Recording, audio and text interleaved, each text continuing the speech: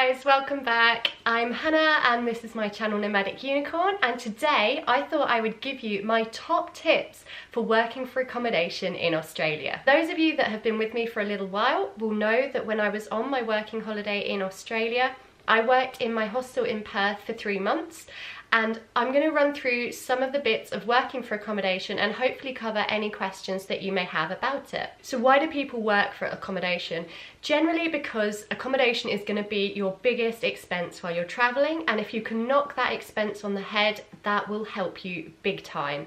Now obviously you won't be able to do much more than just save what you would have been spending, but it really can help you out. There may also be, depending on where you work, extra little bonuses of working there, so perhaps you've got access to extra storage or things like that. So how do you actually go about getting the work?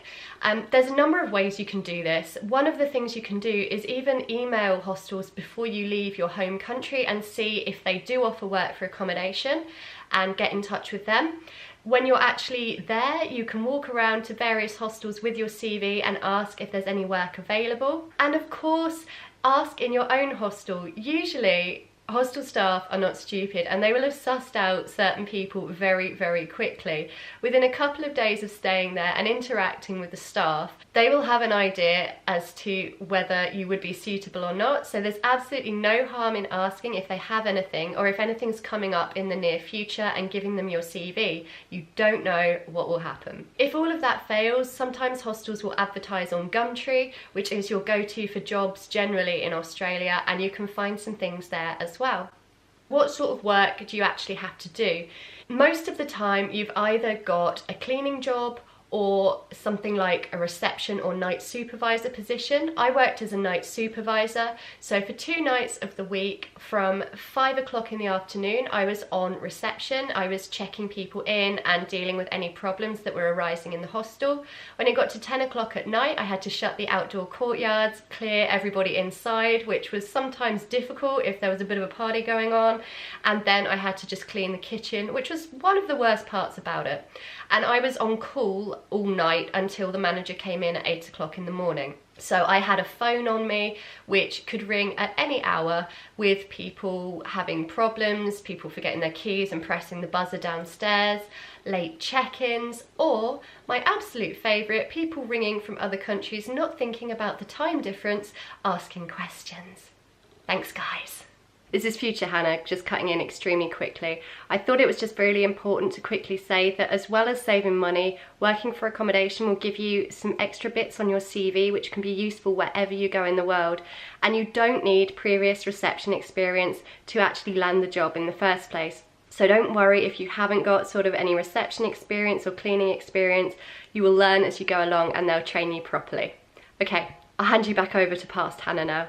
Bye! Working for accommodation can be a really good way of saving your money, but there are a couple of things that you do need to think about and be aware of. You're giving up your time in exchange for free bed, essentially. But this also can limit you in getting paid work. So make sure that the hours and days you're doing are flexible enough to fit in paid work around working for accommodation, because that way you're saving money on your bed, but you're also bringing funds in to feed yourself and further your travels elsewhere around the country. If you're answering an advert or going to a hostel that you haven't actually stayed in, make sure that you find out the whole deal. And if possible, if there's somewhere that staff live specifically, it might just be a specific dorm room, or they might have quarters like out the back for staff, look at it. I went to a hostel in Perth which was horrible.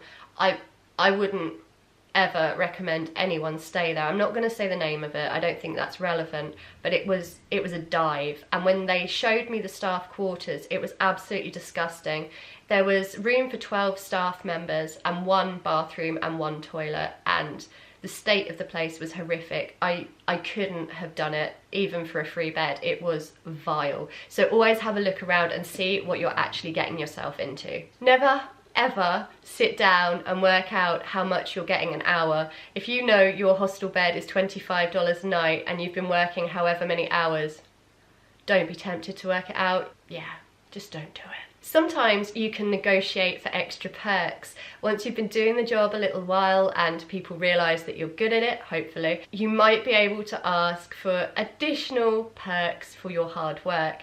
For example, when it was quiet at the hostel I was staying in, I was able to ask if, for a little break from hostel life, if I could have a private room for just one night, free of charge, which, bless him, the amazing manager did for me, and it was a really nice way of just having a little bit of time to myself without paying for the extra costs. So see if there's any perks you can get out of it. I'm not going to lie to you, it's not all fun and games working in the hostel that you're also living in. It can be really tricky and you need to draw up boundaries.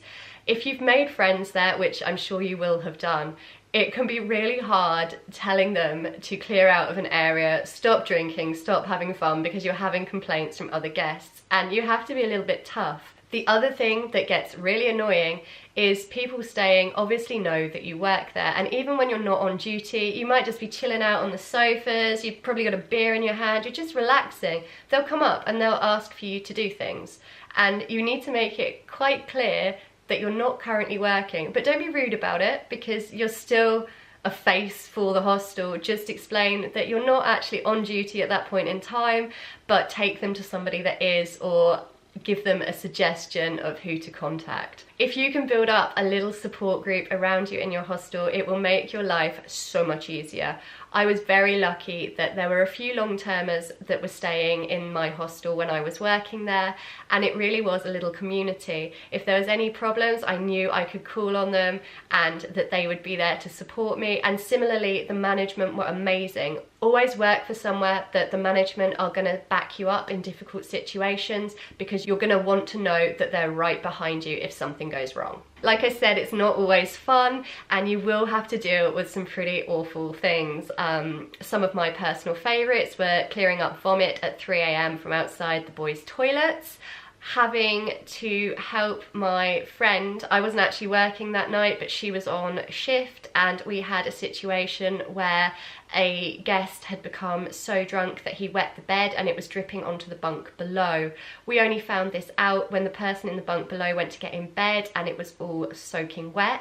We had to move everybody out of that dorm. Thankfully there were free beds elsewhere, apologised profusely, kick the guy out, and then remove the pee-soaked mattress from the room to put outside for the cleaners to deal with in the morning. You're gonna have some pretty nasty things to deal with sometimes, so just be prepared for it and make sure you've got a sense of humour because you're gonna need it. And my final tip for working for accommodation is always make sure that you are safe. If you're dealing with someone that's very angry, or you've got people coming in on drugs, or you know, just a difficult situation, make sure there's people around you to support you. But if you're ever in any doubt, ring the police. Get the police down there, don't put yourself at any risk. It's just not worth it. So I hope this has been helpful. If you have any further questions about working for accommodation, please leave them in the comments below. I hope I haven't put you off. It can be a really good way of saving money, and it can also be hilarious and good fun some of the time. Don't forget, I am on social media, Facebook, Twitter and Instagram, all the links down below. And if you haven't entered my travel goodies giveaway, where have you been? There is still time to get an entry in. The video is up here for you if you haven't watched it. Make sure you get that entry in. It is free and it is open worldwide. Until next time, much love. Take care, guys. Bye. Let's talk about some of the free stuff. As I've mentioned, there are parks in Barcelona and some of them are truly, truly beautiful. I highly recommend having a wander around in the sunshine, taking a picnic, just sitting and chilling in the park for a bit. It's gorgeous and it is entirely free. Another awesome thing to do that is free and won't cost you a penny